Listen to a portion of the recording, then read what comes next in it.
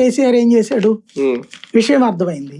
అలా అని వీళ్ళకి గనక ఫోన్లు చేసి ఏందయ్యా నువ్వు అమ్ముడు పోయావంట అన్నారు అనుకోండి, అప్పుడు నిజంగా ఎదురు తిరుగుతారు. తెలిసిపోయింది అని చెప్పి. ఇదివరకు ఎన్టీఆర్ టైంలో జరిగింది అట్లాగే.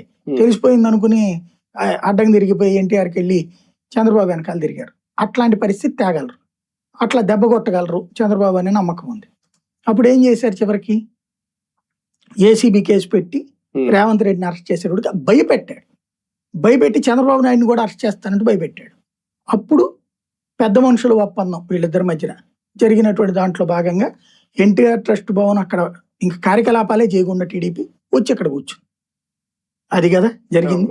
అప్పటికప్పుడు కట్టుబట్టలతో ఎవడు బొమ్మ ఇచ్చేసాడు, ఎవడు బొమ్మన్నాడు.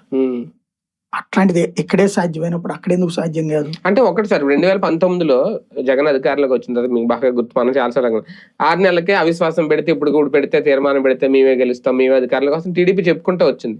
కానీ ఈ స్థాయి ప్రయత్నాలు అయితే ఎప్పుడు చేయలేదు. కానీ ఇక్కడ ఒక ఎమ్మెల్యే 35 కోట్లు పెట్టి కొనడానికి రెడీ అవుతున్నారు అంటే మీకు జగన్ వచ్చాడు 151 ఉంది, అక్కడేం మిగుతారు అంతమంది ఉన్నప్పుడు. అక్కడ అత్యవసరం ఉంది కాబట్టి పీకే ప్రయత్నం చేశారు. ఇప్పుడు జగన్ కూడా ఎందుకు చేయడు? 164 ఉంటే ఏళ్ళేం బిగుతాడు, చేయలేడు. అక్కడ వచ్చేటప్పటికి అత్యవసరం ఉంది, అసలే లేదు. అక్కడ 11 సీట్లు తక్కువ వచ్చినాయి, 108. అందులో ఈయన 2 చోట్ల పోటీ చేశాడు కాబట్టి 107 లెక్క. 11 ఇలా మిగిలిన